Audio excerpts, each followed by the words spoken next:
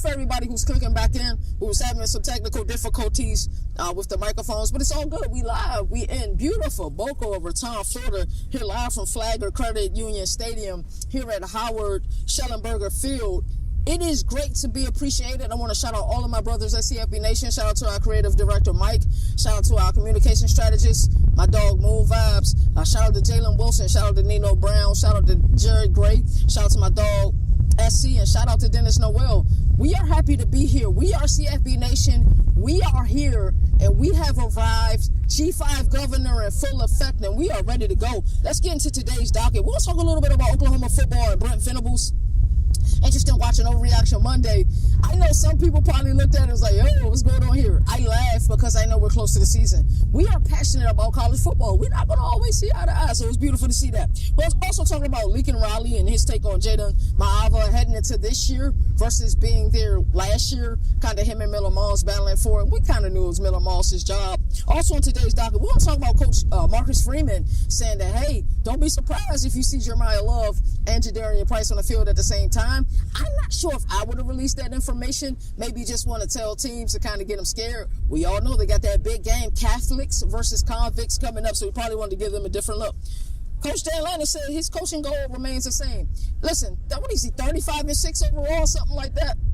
What he's doing is working. I know the outcome wasn't what they wanted after a 13-0 regular season, after winning, the conference championship.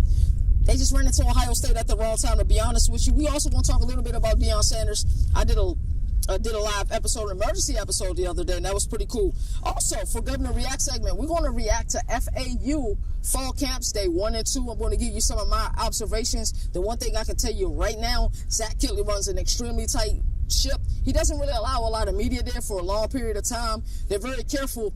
Got a funny story to tell you. Mike was there, and let me tell you, you guys don't know Mike in person. Mike looks like a middle linebacker. So, I don't know if they thought Mike was like from another school. I don't know what they thought, but they thought Director Mike was here on some kind of Stallions activity. So, he had to let them know, no, we with the media. They's like, oh, the session isn't open yet. So, it's a pretty interesting story. Also, we're going to get into, for Governor's ruling, CBS Sports did a ranking of ACC coaches. And typically, I hate most people's rankings, to be honest with you, just because I care about the sport. I'm opinionated about the sport. But to be, completely transparent with you, CBS didn't do a terrible job. And then lastly, we're going to get into my fall camp top 25. What a time to be alive. We're here at the beautiful Boca Raton. They showed us a beautiful time. Shout out to my guy, Trent Hoyer. Shout out to Bull Rush. They've been showing us a fantastic time. We're going to meet up with them tomorrow. We're going to tour the campus tomorrow. We're giving you guys inside access. This is CFB Nation. Governor College Football hashtag go CFB. CFB Nation, your only college football destination. Let's get it. Governor of college football. We're going to recap ACC. Hey, that's Two CJ great on defensive the minds. track. They have to be better on that side of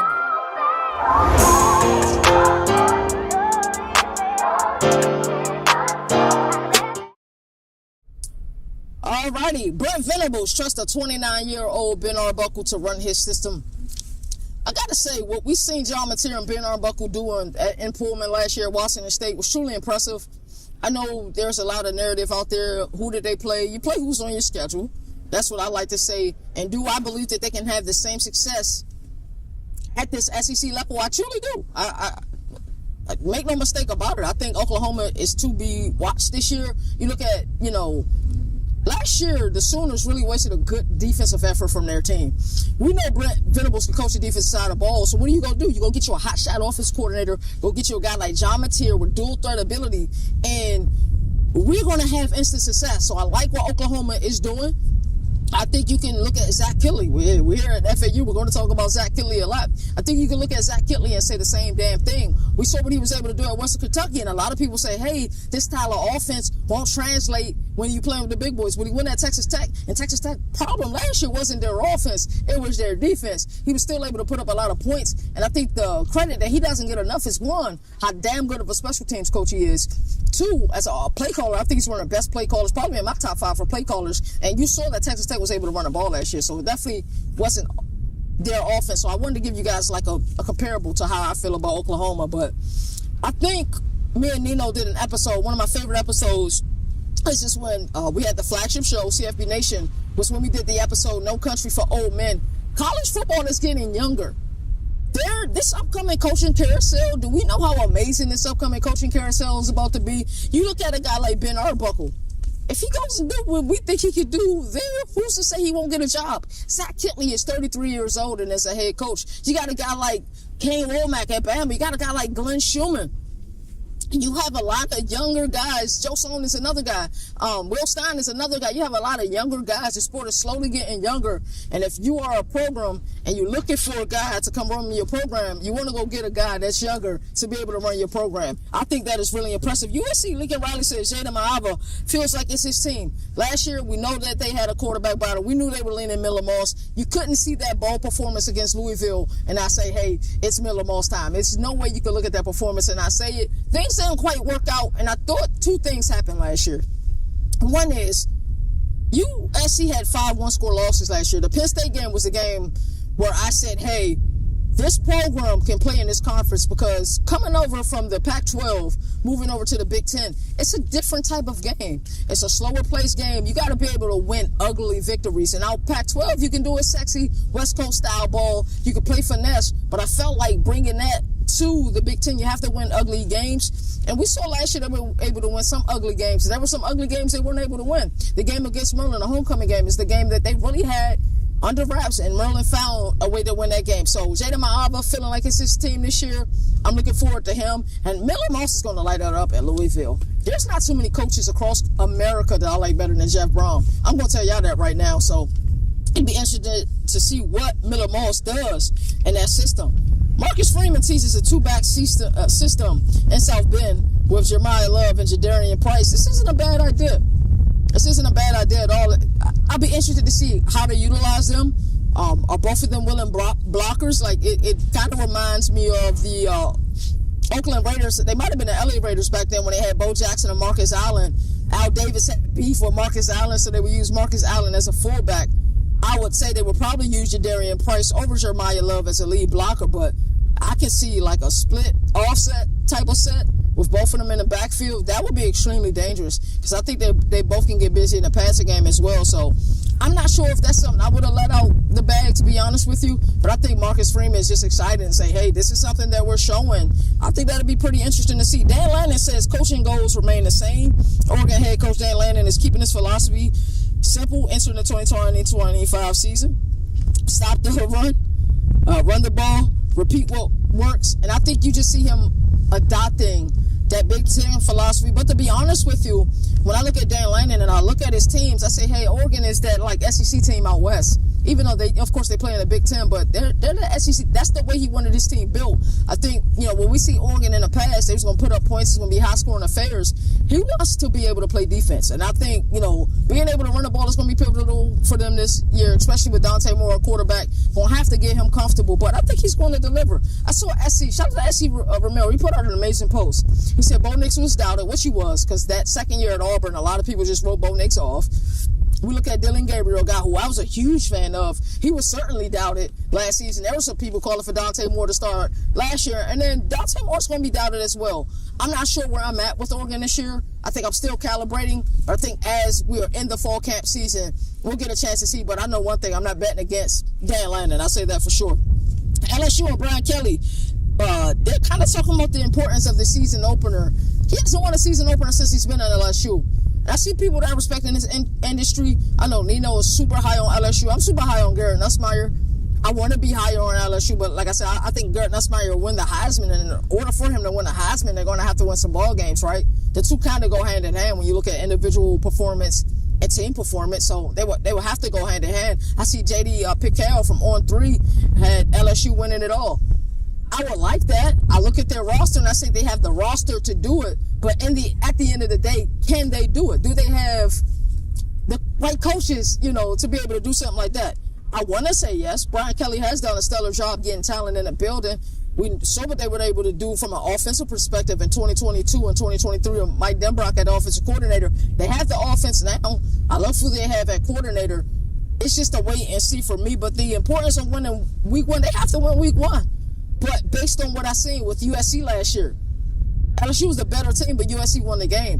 What I seen out of Florida State 2 years in a row, first game they kind of players on the field messed that one up. The second time that they played Florida State, I don't know. I feel like they didn't make any halftime adjustments. We seen a good game in the first half, and then we seen floodgates in the second half. So, yes, it's important for them to win that first game.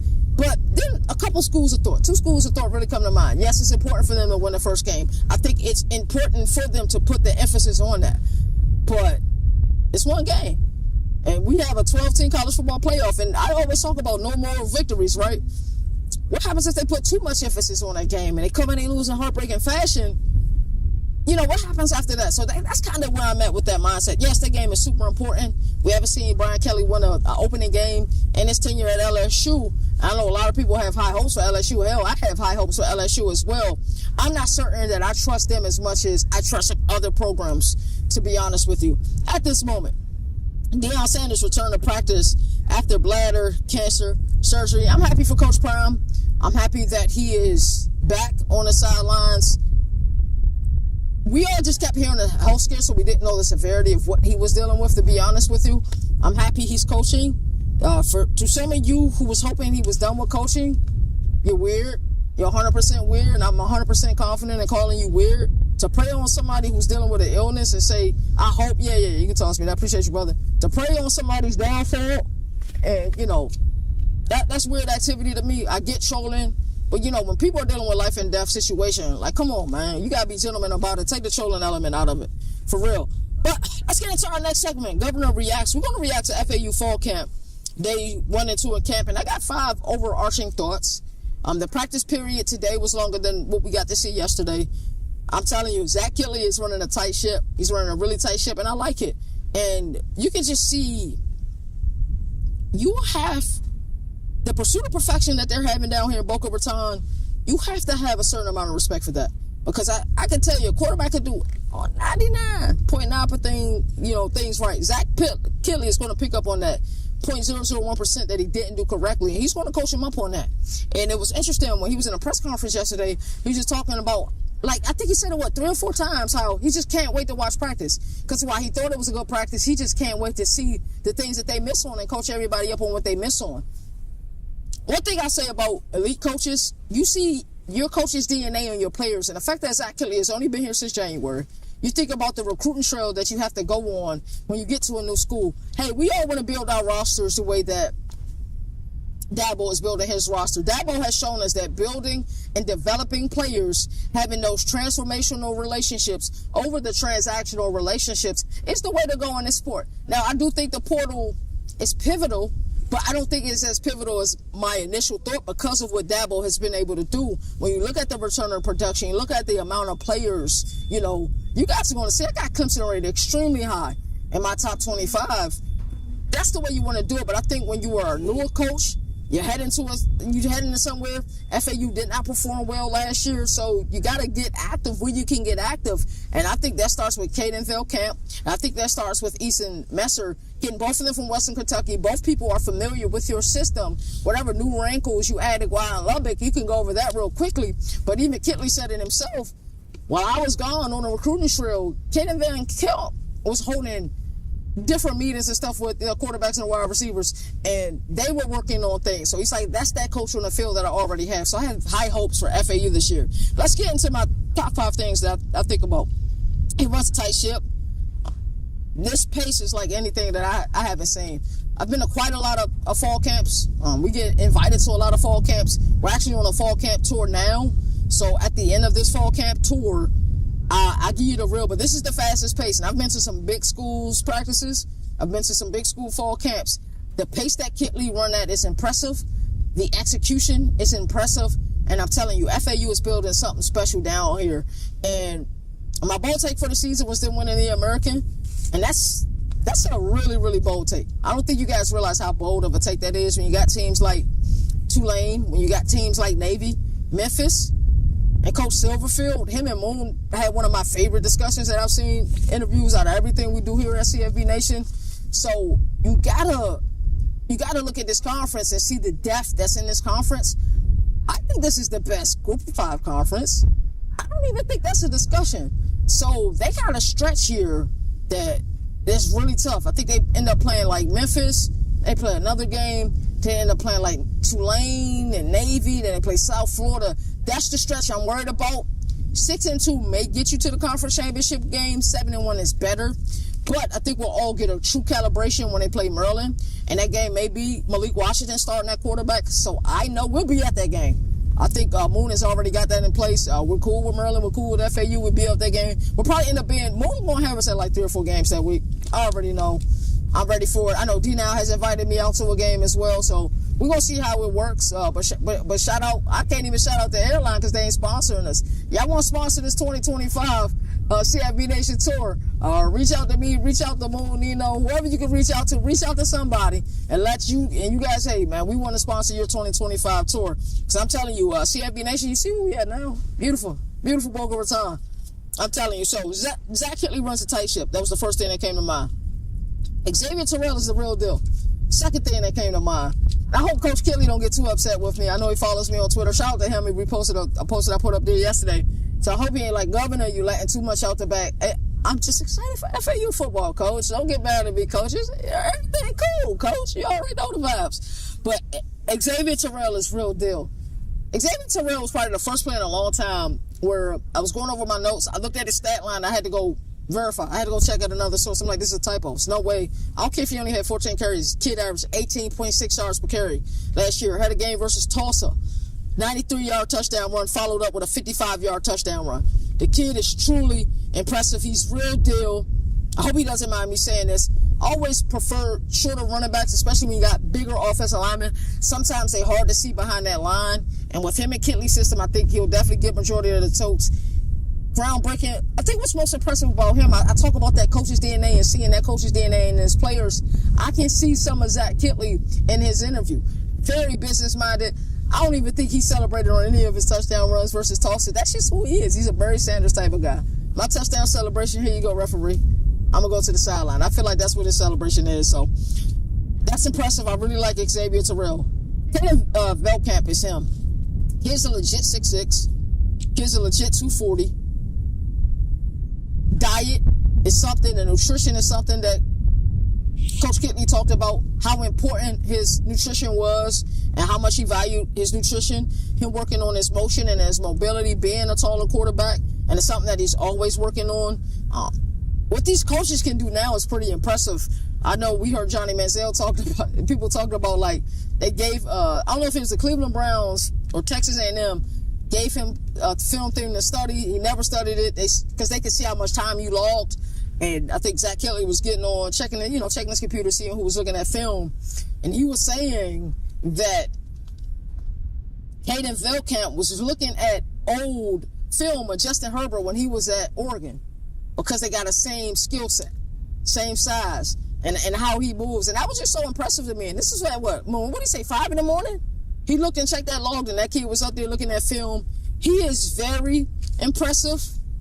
I'm not going to go with the lazy comparison, but you guys know I'm a Bills fan. I'm going to just leave it at that. This kid is very impressive. You see him in practice. He's a legit 6'6". He's a legit 240. He takes damn good care of himself. 25 touchdowns, 10 interceptions last year at WKU. Coming to a system that he knows. This system is a quarterback-friendly system. You can ask Baron Morton about this system. You can ask Bailey Zapp about this system. This is a quarterback-friendly system. But the thing I love most about Coach Kittley is he isn't afraid to run a ball. So with a guy like Xavier Terrell, it's impressive. Eason Messer is my fourth thought. Him and Caden Veltkamp are best friends. They both transferred over from WKU. I know Kittley said he could see them being in each other's wedding. That's how close they are. And the thing that stuck out to me most is that the fact that they hold each other accountable. Kittley said he's the type of coach, he wants to get on everybody. He said, I want to be the bad guy. I love being a bad guy. He said, and I was on my way over there, they corrected each other on site. He didn't have to do that. When you have coaches on the field and people who really breathe this sport, the way that Eason Messer and Caden Veltkamp breathe this sport, I'm truly excited for FAU. Now, I'm not just excited for them because of the rollout that they did for us. While I do truly appreciate it, it's my job as a governor to be honest with you, but I see talent here. I see potential here. I see Kittley in all of the interviews we did today. I can see parts of Zach Kittley in all of these players. So I'm truly excited for them. And the last thing was, and this is something that you see, I believe Nino does a fantastic job with our community posts over on YouTube. Sorry about that. Chris Carter. was out there, and mind you, he's just the head of player development. And Moon pointed out to me, he's like, yo, that's Chris Carter right there. I said, feeling like the scene from ATL when he got some curry last night. I was like, Like, and I looked again, I was like, damn, that's really Chris Carter. So Chris Carter and Zach Kelly, I don't even think Zach Kelly was really privy to him being out there. He's like, yo, what are you doing? He's like, yo, I'm here, head of player development. He volunteered here, and that's something that Mr. Rogers, Moon and Mike correct me. What's Mr. Rogers' name from Cotton Bowl? Executive from Cotton Bowl? You guys remember his name? It was something Rogers. Sorry about that. We interviewed him at Big 12 Media Days, also saw him at ACC Media Days, also saw him at American Media Days. But he was just talking about the importance of, if you really want to get into this, the importance of volunteering. So somebody like Chris Carter, who lives down here in this area, volunteered and ended up getting him a job. So seeing him out there, seeing him working with the wide receivers, I think that knowledge is going to be pivotal to be able to pick somebody's brain who's in the Hall of Fame. And he was telling the receivers yesterday who were opening up too quickly when they was throwing a back shoulder fades yesterday, to see him out here working. It's hot out here. Y'all see I'm sweating bullets right now. But I'm the governor, so I got to give y'all this content. So that was really good to see. So we'll get to our next segment, Governor Ruling. CBS Sports did ACC head coach rankings. And here are 1 through 17 by CBS Sports. So coming in at number 17, Frank Wright. Everybody knows his national rank is 67, and I think that puts him second last of P4 programs. There's 68 P4 programs. Frank Wright came in at 67th. I guess my guess would be Sam Pittman is probably at 68th, or Scott Satterfield, but this is just the ACC. We're just going to talk about ACC. Frank Wright. Stanford, that turnaround is going to be difficult. You know, typically we have the coaches carousel, and you get an entire spring to work on that. But because Frank Wright was hired so late in the cycle, that turnaround is going to be extremely difficult. I told you guys earlier I'm a Bills fan, so I hold Frank Wright near and dear to my heart. He had huge comebacks, not only at the NFL level. We seen what he did in the playoffs versus the Houston Oilers when they were, putting hands and feet on us. Also did it in Maryland at the collegiate level as well. He's somebody who understands the have-nots theory. He understands it, like, me being a have-not, growing up as a have-not, I've always embraced the struggle. I 100% always embraced the struggle. I've always 100% embraced being a have-not. Like, I love it, for real. I want you to doubt me. Every time, you think I can't do something, I'm going to turn around and show you that I can do it. That's just 100% the person who I am. And I think that players who hold that chip on their shoulder, maybe they're at Stanford because another program decided that they didn't want them anymore. It wasn't getting playing time there. I look at a guy like Frank Wright. I look at him as a have-not. And I think he's going to do a great job there. Now, what is a great job in year one? I think we will have to teeter our expectations, but long-term, I think Andrew Luck, him being back with the program, I think is going to do wonders for that program, and I'm rooting for Frank Wright. Frank Wright at 17 is fitting only because he just got there. Coming in at number 16, Tony Elliott for Virginia. They've got to win some ball games this year. Got Chandler Morris, a quarterback that was able to get active. Got the kid from NC Central. We did a piece on him on Monday's episode of Governor College Football, episode 56. I had a lot of fun with that one. He's at 16. They got my dog Brent Pryor at 15, and they got him ranked 63rd nationally, and Tony Elliott was ranked 65th nationally. It hurt me seeing Brent Pryor at 15.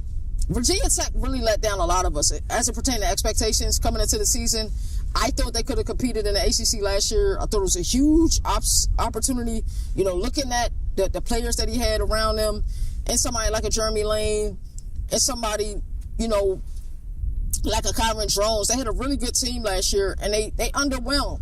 Now, I'm a huge fan of Brent Pryor. I'm not going to sit here and lie to you. That guy is a son of a coach. He breathes football, and I hate seeing that Virginia Tech not meeting those expectations. He's going to have to win some ball games, and we're not talking about just bowl eligibility. He's going to have to win 8 or 9 games this year. He really, if we're just being honest with ourselves, right? But, Tyler Bowen is no longer their offensive coordinator. I think Philip Montgomery is there now. I never liked the system. I think the system probably fit Grant Wells a little bit more than it fit Kyron Jones, to be honest with you. But we'll see what happens with Virginia Tech, but I am rooting for them. Jay Dickert from Wake Forest. if you're useless, you're useless. Coming out of ACC Media Days, we did have an opportunity to talk to all the players that they brung there. And everybody that we talked to talked about Coach Dickert, how infectious he is. He'll come in there screaming at 6 o'clock in the morning. You have to think he's going to turn it around. If there's 2 programs after ACC Media Days, I felt one way about initially, but afterwards, I'm like, okay, this team may can enter from that lower level to the middle class, as I always like to talk about with all of the conferences. I look at Wake Forest and I say that they can do that. They should certainly go bowling this year. Up next is Justin Wilcox, and I'm a huge Justin Wilcox guy. My favorite interview from all the cycle, even though American Media Days gave us the most access, shout out to the Big 12. I like theirs the second best, and the ACC was last. But my favorite interview that came out of that, it was 2 of them. It was Devin Brown talking to my boy Jalen Wilson. Well, my favorite one, I would say that one would be 1B. 1A is Justin Wilcox. The interview him and Moon had, just him talking about still being passionate. I think the job he's done with Cal has been impressive. They lost some talent. They lost some production. So we've seen the last 2 years they were bowl eligible. If they're able to be bowl eligible this year with the loss of that production, I believe he deserves to stay. I truly do. And if they can somehow win 7 or 8 games, look out, man. I'm a huge fan of Justin Wilcox. This list so far isn't bad. Isn't bad at all.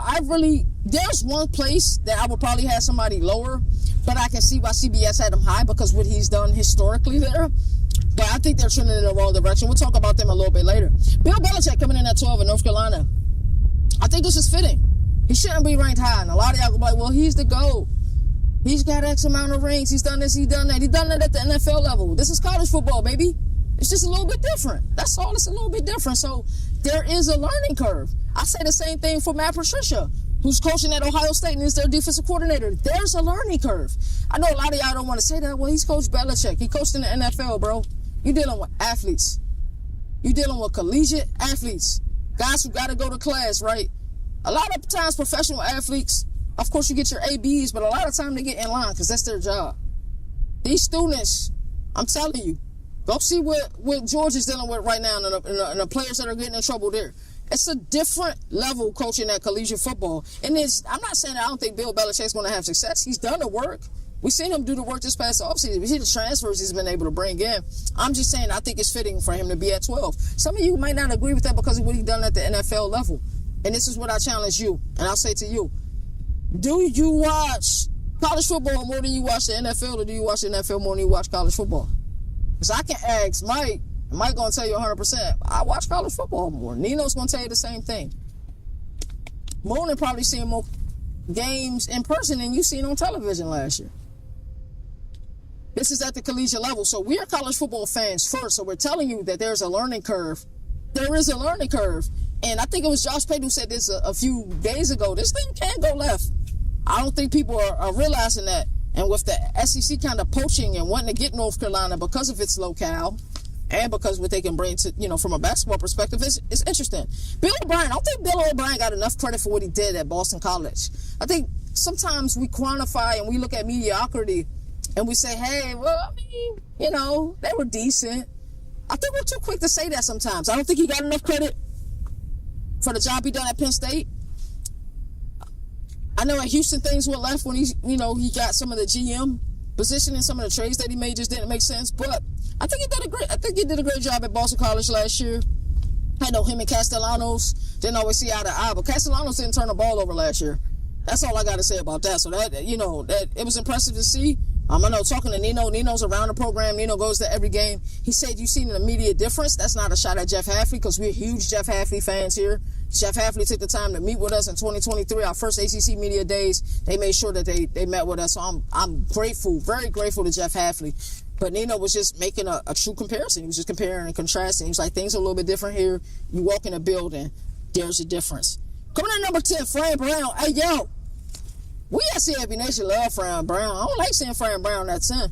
This is my first beef. But hey, it's some difficult coaches you will have to put him over. But Fran Brown is one hell of a ball coach. They're being able to beat Cam Ward in Miami, send Clemson to the ACC Championship last year. I like Fran Brown. I think we're going to get a true test. Hopefully we don't get a sophomore slump this year. With Syracuse, we will get a true test. But like I said, it'll certainly be interesting.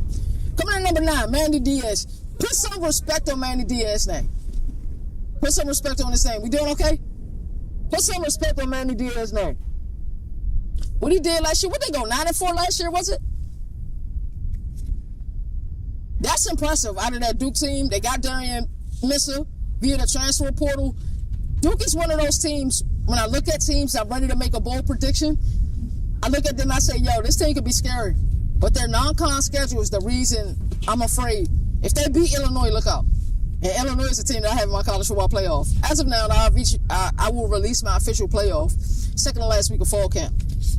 But Duke can be very scary. Manny Diaz just does an amazing job. He hasn't got enough credit for it. Shout out to my dog, Pat Narduzzi. Huge Pat Narduzzi fan, man. Pat Narduzzi always show love. Went out to Pitt last year. Pat Narduzzi follows me on X. Shout out to him. That's my dog. Him at 8, that's fitting. Pat Narduzzi got this saying and people got to respect it. What do you always say, Moon? Dale, Pitt, Clemson, and Florida State, the only teams that's won a championship. What do you say, last 15 years, something crazy like that? Hey, you gotta respect it. What Birdman said, you gotta respect it. You gotta respect it 100%. You really do. Dave Dorian at 7. I like Dave Dorian. I think he's done a great job at NC State, but NC State has underwhelmed the last few years for me, in my opinion. So I think he's a little too high. I really do. Manny Diaz will be above him, because if we're looking at now, right? You know, college football is, what have you done for me lately? What have you done in the past is beautiful, but what have you done for me lately? Frank Brown should be up, Manny Diaz should be up. But overall, it's not bad. Brent Key at 6. I like Brent Key at 6. Brent Key is a football coach. He's a run-the-ball football coach. Brent Key, we've had so many great interactions with Brent Key. I remember he had me crying at ACC Media Days of 2023. And then 2024, I asked him a question. He was like, you told us don't talk to you about the past, don't talk to you about the future, just talk to me about the right now. He said, you waited a whole year to ask me that question? Such a lovable guy. I like Brent Key a lot. And then when Taylor Tannenbaum, she was doing her sit-down with us, and we were talking shop with her, she was like, she had on all red. He said, what do you have on? He hates Georgia that much, by the way. She had on all red. He said, what are you doing? He hated it that much. Mom, we doing okay? Alrighty. Coming in at number 5, we have Mike Norvell.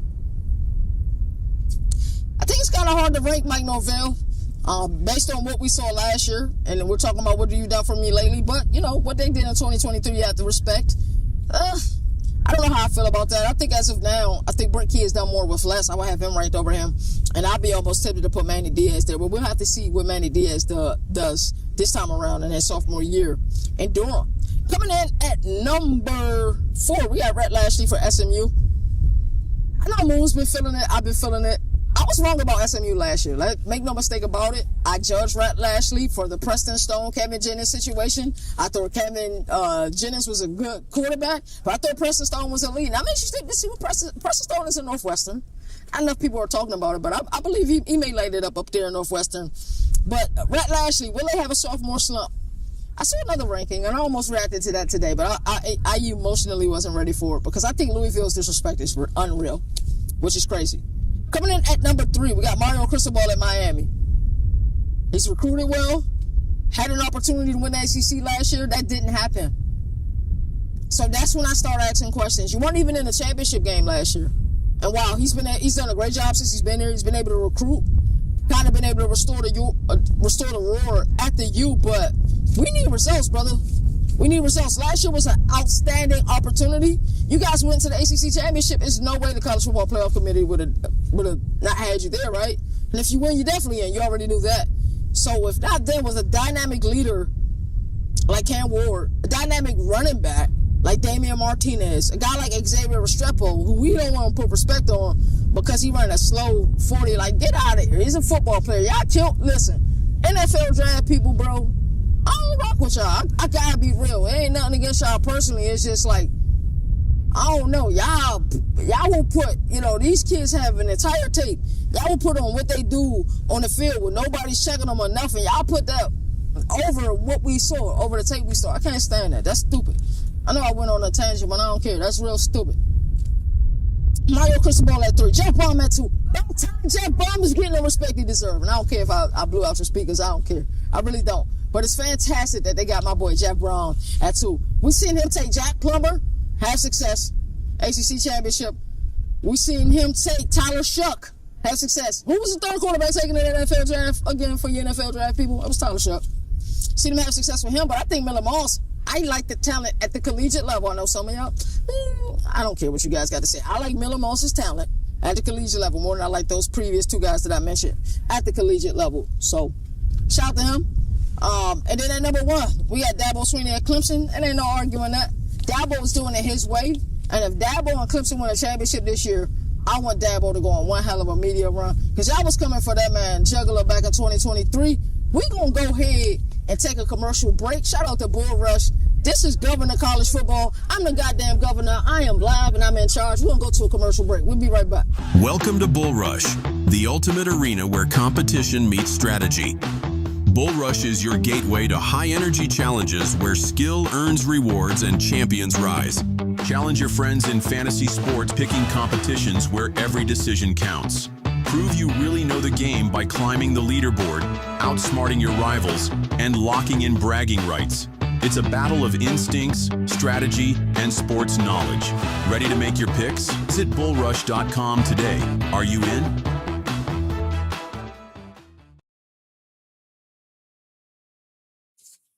Alrighty, we are back with our final segment of today, Around the Nation.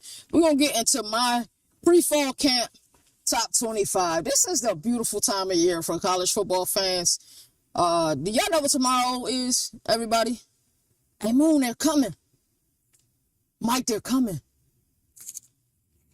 Tomorrow's National Casual Day. The casuals come back tomorrow, August 1st. Welcome back, all the casuals, tomorrow. National Casual Day, August 1st. Make sure you celebrate the casuals. Everybody start talking college football on August 1st. Don't get mad at them. They ain't been here with us the last 7 months and some change, but it's okay. It's National Casual Day. Celebrate your casuals. We're going to get into our top 25, our pre-fall camp top 25. I don't know if I told everybody that CFB Nation is releasing a poll weekly. I've got to see some of the results. We're polling some of the movers and shakers in the industry. I'm excited to see what this inaugural poll is going to be, but I'm going to get into my top 25 poll. Love it or hate it, I don't care. It's my top 25, right? It's not your top 25. You can get mad at me all you want. Coming in at number 25, let's go to Lubbock real quick. Texas Tech. We talked about a program that was able to put up a lot of points last year. Coach McGuire said, hey, we couldn't stop anybody. I think they let Baylor put up 59 on them like they was a, FCS school. Like they was Circuit City University. They allowed a bunch of points, so Coach McGuire saw a deficiency in their team. He went and got active in the portal, spent a lot of money on defense, so hopefully they can show up their defense. I got Texas Tech coming in at number 25. At number 24, we got Iowa. I think Kirk Ferentz is one of the most disrespected coaches in all of college football. This guy, year in and year out, him and Phil Parker together, they've been able to win. And as much as we want to get rid of them, I think they finally have a guy at quarterback. They haven't had a guy at quarterback in a very long time. I almost want to say Big Game Drew Tate. I think I want to go back that far. So we're talking about 20 years. Iowa fans, please correct me if I'm wrong. I might have missed someone. But I'm talking about a dynamic quarterback that they got and a kid, Gronowski. I think he fits Tim Lester's system to a T, that RPO system. I think they're going to get active. They're going to be able to play defense. And I know what you're going to say. You guys are going to say, well, hey, Governor, they've lost a lot of production defensively. Well, they always lose a lot of production. But if you got a coach like Phil Parker who can teach fundamentals and teach defense the way that he teaches defense, how can you sit there and say they've lost a lot? I just don't get it. I truly just don't get it. At number 23, we got Auburn. I like Auburn a lot. Auburn scares me. I don't know who scares me more. I don't know if it's Hugh Freeze. I don't know if it's the fan base. Auburn fan base been panicking a little bit. If I can be honest, if we could just have a moment where we could just have an honest conversation. The man is battling cancer and y'all mad he out there on the green playing golf. He's done his job. He's been able to recruit. I think we'll see the intensity in fall camp. I haven't paid much attention to anybody else's fall camp because we've been live. Beautiful Boca Raton. Just talking college football, and I'm going to walk around a little bit just because I can, and we're live and we're in a beautiful stadium, and I'm going to turn my back to y'all. But yeah, like I said, I haven't paid much attention at all to what's been going on in the country just because we're here in Boca Raton. But I don't know. I got Auburn at 23. I was scared when I put them at 23. But, we'll wait and see. Nino, my dog Nino got them in the SEC championship. I'm interested to see that. Hopefully I didn't spill anything out the bag. Hopefully Nino don't get upset at me about that. But Auburn at 23. You know who's a scary team that's kind of flying under the radar right now? There's something special going on at Ole Miss. I think, not that Lane Kiffin hasn't figured it out before, but I think he's really starting to figure it out now. We're seeing him now go through a few quarterbacks and have success. He's one of those coaches who like the balance, who like to be able to throw the ball and run the ball. I believe at times they got a little bit more pass heavy than they should have last year. But we saw Jackson Dart emerge. I remember a few years ago, I wasn't a huge Jackson Dart fan. But coming into last year, those of y'all who've been watching the show for a while, you guys know that I had Ole Miss winning it all. I had them as my national championship pick. It was upsetting that they didn't make the playoff, but they didn't deserve to make the playoff. With losses to Kentucky and losses to Florida last year, you don't deserve to be in the college football playoff. But hopefully they take that intel, learn from their mistakes last year. I mean, that game against Georgia, when I seen Ole Miss play Georgia, I'm like, this team could be the best team in the country. I really believe that when I saw it. I'm like, I might hit on one of my bold takes for the year. But, sometimes you swing and a miss. My swing and a miss was Ole Miss last year. My swing and a miss was Virginia Tech. I hit a home run with Cal McCord last year, though, and I'm going to continue to take that to the bank. I don't care if you guys get mad. 21, Indiana. Cincinnati, what will you do year 2 at Indiana? I put you here at 21 because of what you did last year. But I believe there's some teams in the Big Ten that will improve. We know about the Matt Rule year 3 rule, right?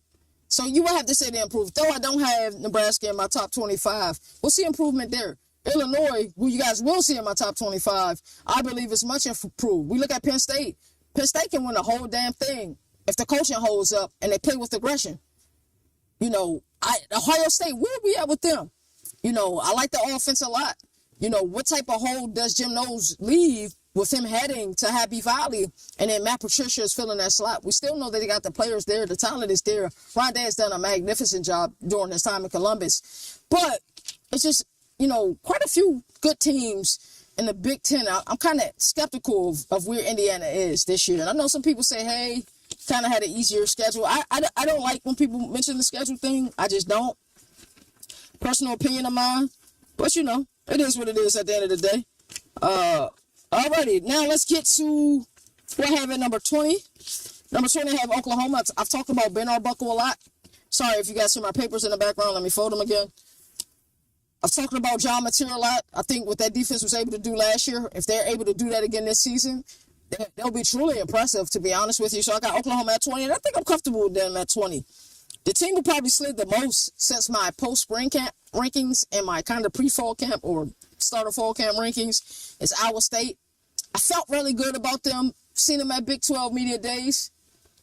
Kind of became a Baylor fan, and everybody else kind of became a Baylor fan. That's all I'm going to say about that. I don't remember too many people talking about the team in Waco, but everybody talking about the team in Waco now. I'm just saying. It could just be coincidence or we all seeing the same thing. I don't know. You got to leave the ambiguity out there, you know what I mean? But we'll talk about them a little bit later. But I like Iowa State. I think Matt Campbell answered the call last year. I know you guys will probably say, well, they could have been in the college football playoff. They got dominated in the Big 12 championship last year. I like what I saw from Iowa State last year. I think they can be repeated. Yes, they lost a lot of production, but I'm a system believer, and I believe he's got a system there. At number 18, Kansas State. I'm interested to see what happens with Kansas State this year. Giddens is gone. I'm interested to see what Dylan Edwards does as a feature back. Avery Johnson, I think, got a little bit more help at wideout this year. I'm interested to see how that works. Chris Kleeman, his teams are always going to be ready to perform. So it'll be interesting. There's a few teams I didn't have in my top 25. In the spring, I think a few people were upset with Tennessee, who I didn't have in my top 25. I still don't have them in my top 25. I know they're talented. I know there's some questions that need to be answered at quarterback. In my opinion, they're just not a top 25 team yet. It's a wait and see. That can change with fall camp before I do my official preseason top 25. But, I look at Kansas State and I say, okay, I like where they're at. Coming in number 17, we got Miami. This is probably lower than some of you guys had Miami. I know some people believe Miami could win the ACC. I'm not one of those people. I do like Carson Beck. I think Carson Beck played better than he was given credit for a season ago. I don't know. It's a wait and see for me. I like Louisville more than I like Miami. I really like what Manny Diaz is doing in Durham. I like Brent Key. I like his philosophies. I like how they want to beat you with physicality. Georgia Tech can compete in the ACC this year. I want to let you guys know that. And I think Mike Norvell's going to have something to say about the ACC. I have Miami in my top 25 with all due respect to what Mario Cristobal has done during his tenure in Coral Gables. And with all respect to what they did last year, I'm just not sure. And another team I don't have in my top 25, you guys will probably be pissed about, is SMU. But it's my top 25. It is what it is. Coming in at number 16, Michigan. I feel less and less comfortable having them this high. I really do. But the Brad Underwood era has begun. I'm interested to see how things play out. Bryce Underwood, I'm sorry, I went college basketball real quick. Bryce Underwood era has begun. I'm interested to see how things pan out in Ann Arbor. We know that Sharon Moore has to serve his 2-game suspension, but he won't miss the return to Norman, where he played college ball at. I'm interested to see what's going on with Michigan this year. What we do know is that they'll play physical. They'll try to win the war of attrition on the line of scrimmage, both offensively and defensively. And I like what I've seen out of Michigan, but I don't know. I get a little nervous with them. It'll be interesting, but hey, they found ways to beat Ohio State. We do know that. Louisville at 15 probably would have had them higher, but Jeff Brown, I can't say enough about the job he and Brian Brown has done during their time in Louisville, Kentucky. I know that they lost some production, especially on the defensive side of the ball, but I like what they have offensively, man. Isaac Brown and Duke Watson, I'm telling you, those are two dynamic running backs, and Duke Watson can start for a lot of programs. You'll be surprised the teams I believe that he can start for. And I think Miller Moss is real deal. So I'm excited for Louisville football this year. I believe they can truly compete in the ACC, and I think they may be one of the few teams that can actually compete with Clemson this upcoming year. Arizona State at 14. Gotta love what they did last year. Our predictions in the Big 12, and yes, I voted last year. Our predictions, 5 minutes, damn. Our predictions in the Big 12 were so off last year. The Big 12 didn't even do the ranking this year. Didn't even do the ranking this year. They said the hell with it. They absolutely said the hell with it, so we'll see. Coming at 13, Baylor. Y'all good? Coming at 13, Baylor. I really like what this team can do on the defensive side of the ball. But when you see this team in person, Sawyer Robinson is real deal. I'm telling you, he's going to light it up from the quarterback position. You got to love Bryson Washington. They got a running back, Josh Cameron, outside. They got to keep pick up on Kobe Prentice via the transfer portal from Bama. I like this team a lot. I got Baylor at 13. That's going to piss some people off, and I don't care. I think Baylor will win the Big 12 this year. South Carolina at number 12. The Norris Sellers will start his Heisman campaign. And I think we may be looking at the Palmetto Bowl this year between Clemson and South Carolina, and that game may be seen for the college football playoff. South Carolina's real deal. We see what they've been able to do from the defense side of the ball. Shane Beamer, one thing you know about him, special teams is going to be there. I'm interested to see what South Carolina do this year. LSU, I got LSU at 11. I know a lot of y'all probably think like, dang, you hate LSU, don't you? You always talking about, I'm like, dude, Garrett Nussmeier is my favorite to win the Heisman. I haven't changed that pick. I like Cade as well, but I'm still going with Garrett Nussmeier. To me, it's just late game situational football. Can they win those ugly games? And that's my question as it pertains to LSU. Number 10, Illinois. A lot of y'all not going to like that. I don't care. I don't care at all. I'm telling you, that real deal. Luke Altmaier, Barry Lundy Jr., that offensive coordinator, quarterback pairing. I love it. Brett Bielema. He's really building something in Champaign. He really is. And he knows how to win in that conference. He just does. I look at that Nebraska game last year. There were so many chances for Nebraska to win that game. But Luke Altmaier and company just found a way to win the game. They got the kid Hudson Clement from West Virginia, who I think is going to be pivotal for them this year. I hate that they lost the kid Josh McCray to Georgia, but I like Illinois a lot. I got Florida at number 9. A little nervous for Florida. I'm not going to lie. Hearing about DJ Lightweight news, and people are just commenting on the kid is soft, this, that, and the third. This is a sport with 100% injury. I hear you.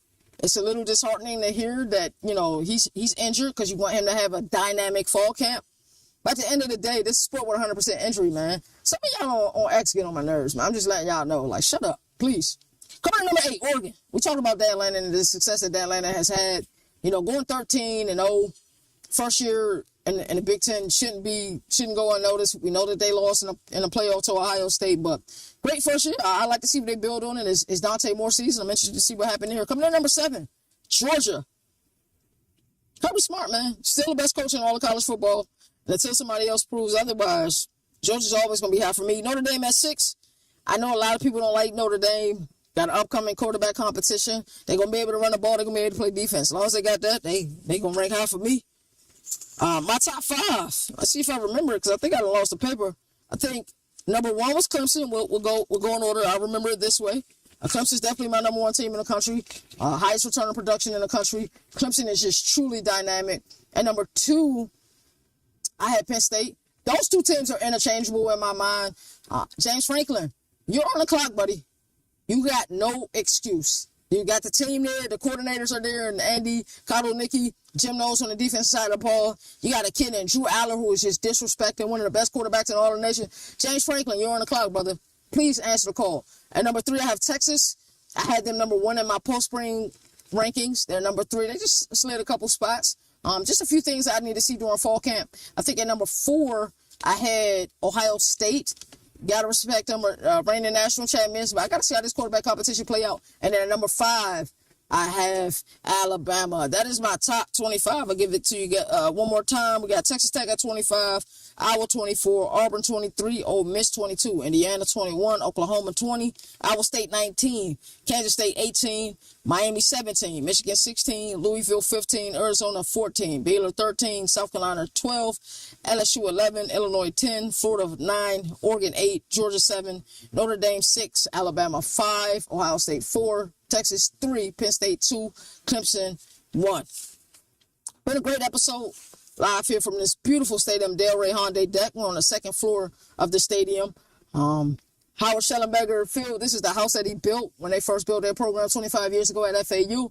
Thanks. Special shout out to Coach Kitley. Special shout out to Katrina for making this happen for us to be able to go live. As I always like to say, there are no more victories in the sport that survive in advance. That's why college football has the greatest regular season. And until next time, y'all take care. See, every nation got it. I'm trying to tell you, we got it. Y'all can cue the intro.